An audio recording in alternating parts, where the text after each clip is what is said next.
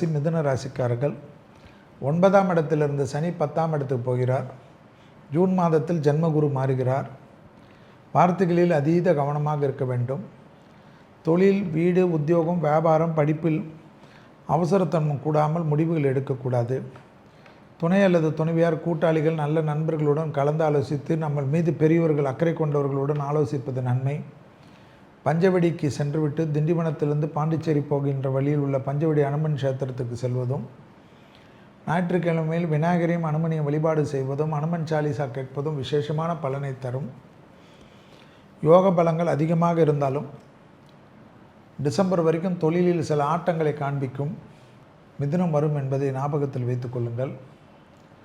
மிதுனத்துக்கு எப்பொழுதுமே மிதுன லக்னமாக இருந்தால் இன்னும் கவனமாக இருக்க வேண்டும்.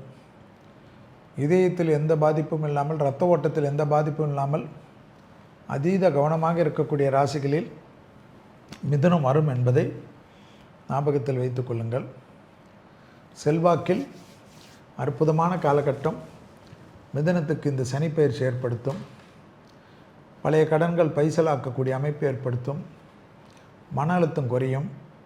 தேக ஆரோக்கியத்தில் ரொம்ப நாள் தொந்தரவு கொடுத்திருந்த ஒரு கஷ்டம், ஒரு நாள் 2 நாள் டே கேர், சர்ஜரி போன்ற விஷயத்திலிருந்து சந்தோஷமாக வீடு திரும்புவீர்கள்.